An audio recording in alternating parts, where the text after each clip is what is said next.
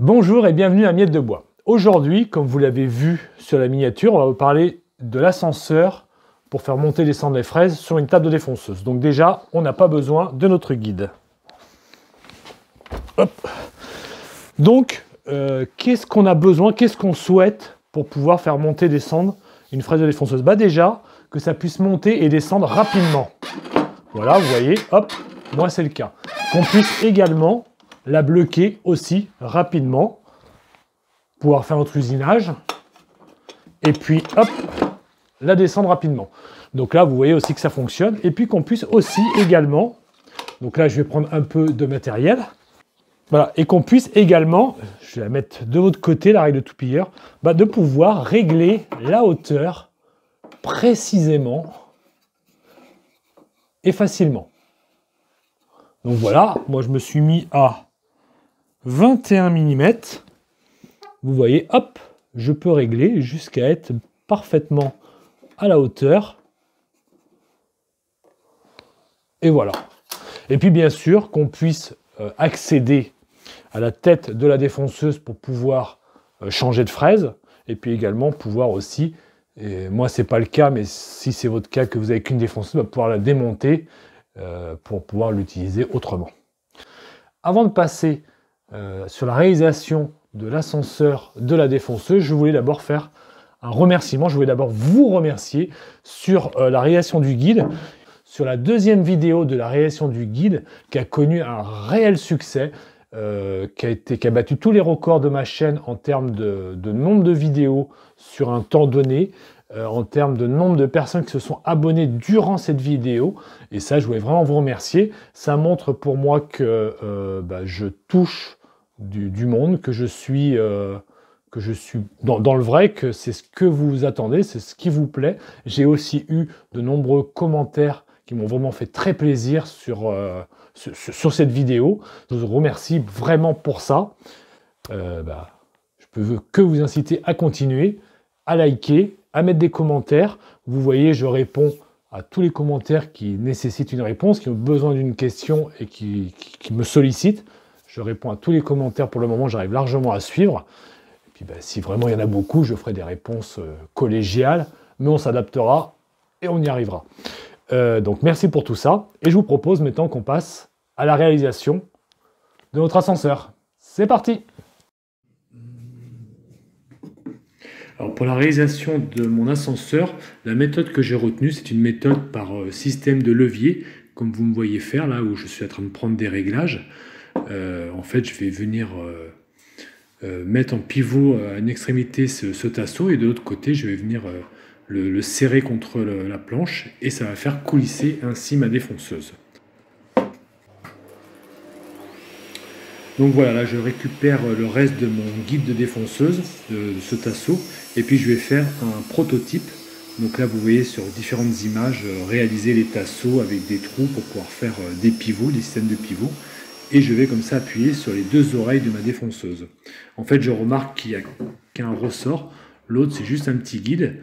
Donc je vais me servir que d'un côté pour pouvoir actionner ma défonceuse, ce qui me libérera de la place pour pouvoir éventuellement accéder à la tête de ma défonceuse.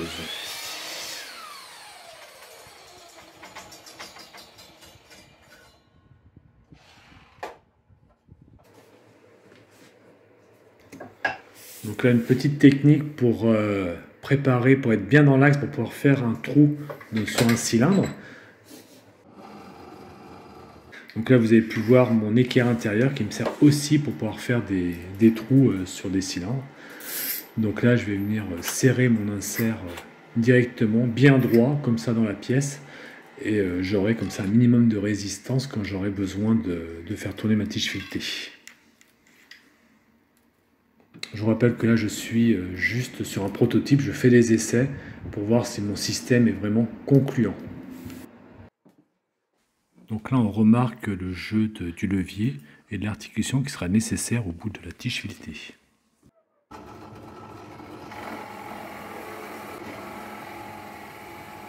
Admirez l'articulation dans un gros cube de bois. Cette solution ne sera pas retenue. Donc voilà, là déjà vous avez une bonne idée de ce que j'ai dans la tête pour pouvoir faire mon ascenseur. Donc mon projet est relativement concluant, il y a quand même quelques petits trucs qui vont pas, que je vais remédier, mais du coup j'attaque avec des restes de pièces de contreplaqué en fait, hein. Je réutilise, ça m'évite de les jeter, et là pour les dimensions que j'ai, ça convient parfaitement.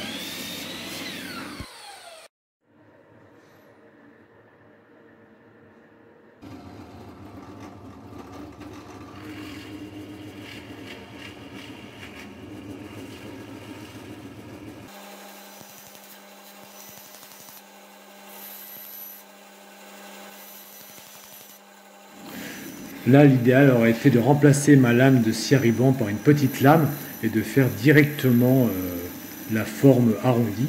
J'ai gardé ma lame de débit, donc elle est assez avoyée, donc j'arrive comme ça à faire le travail, mais c'est pas l'idéal, hein, je le reconnais.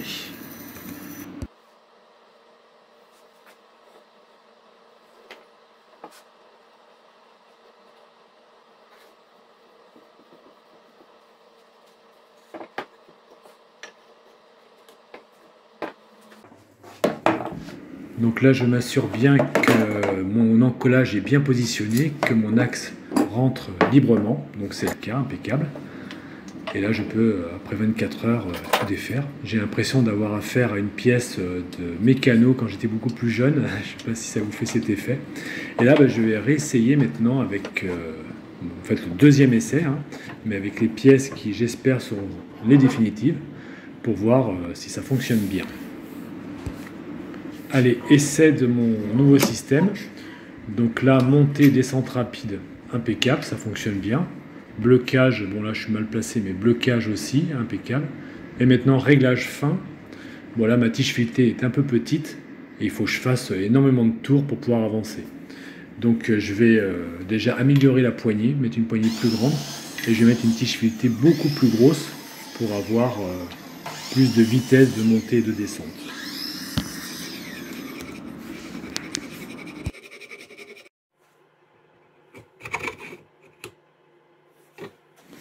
Allez, je me lance. Ma première poignée avec du bois de charpente. Mais bon, c'est pour l'essai. C'est parti.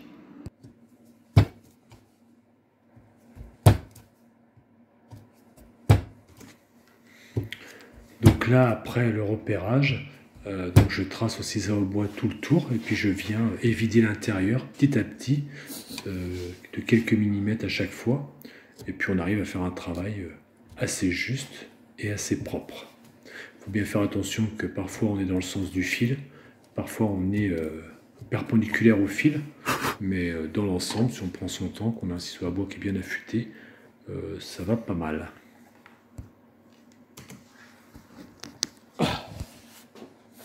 Nickel.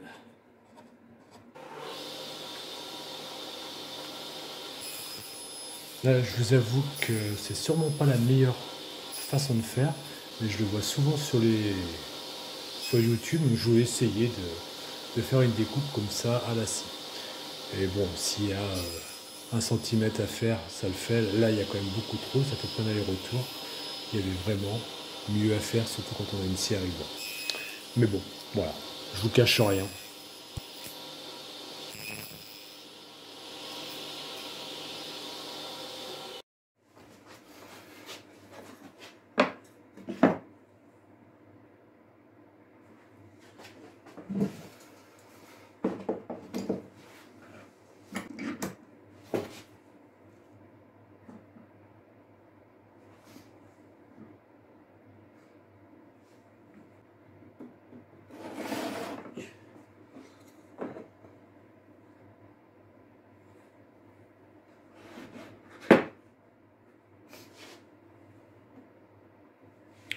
Donc là, je prends un peu mon temps à faire un assemblage comme il faut. Comme vous pouvez voir, les découpes me servent à insérer mes pièces sur la plaque qui est contre mon établi. Et je prends un certain soin à l'assemblage pour que ça puisse coulisser librement sans qu'il y ait trop de jus. Donc je vérifie bien les éclairages d'une pièce et de l'autre en installant le tout et en essayant.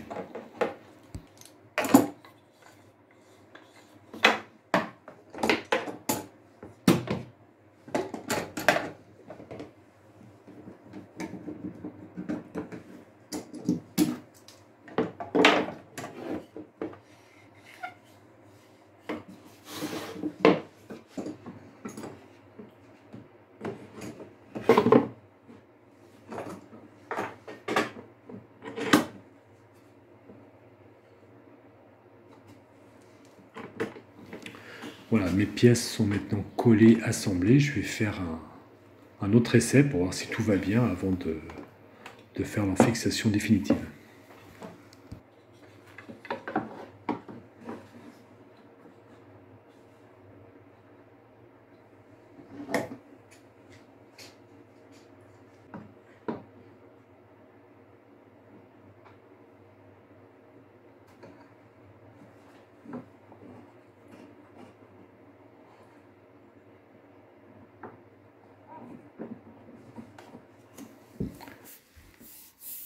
Voilà ma poignée. Et maintenant, vous comprenez pourquoi je l'ai fait aussi gros, c'est pour qu'elle puisse, voilà, tourner librement et facilement. Donc, monter, descente rapide, ça va. L'approcher pour le réglage fin, bon, faut quand même faire quelques tours, mais c'est beaucoup mieux qu'avant. Voilà, ça monte, ça descend. Je pense que vous serez d'accord avec moi, on peut valider.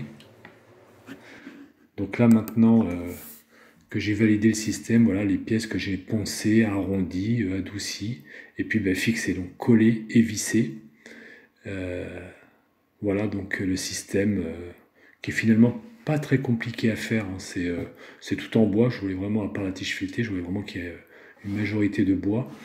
Il n'y a pas beaucoup d'efforts, on peut vraiment monter, descendre facilement la défonceuse, la régler très précisément quand même avec la tige filetée.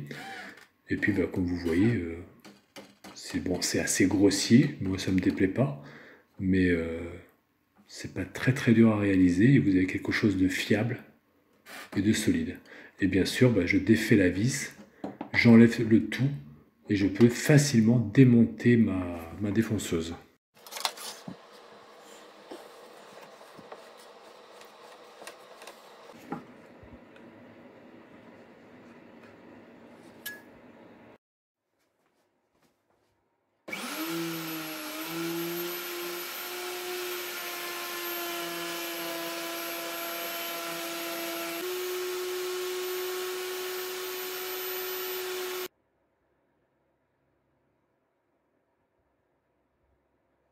Et bien voilà, avec la fin de cette vidéo, cette dernière vidéo sur l'ascenseur de la défonceuse sous table, j'ai réalisé une table de défonceuse sous table relativement complète. Moi, j'en suis plutôt satisfait. Je pense qu'elle va me servir pas mal et vous la verrez certainement souvent sur mes vidéos futures. J'ai encore quelques modifications à apporter lors de la réalisation. J'ai vu qu'il y a des choses qui pouvaient être encore améliorées, perfectionnées, des petits détails, des petites choses.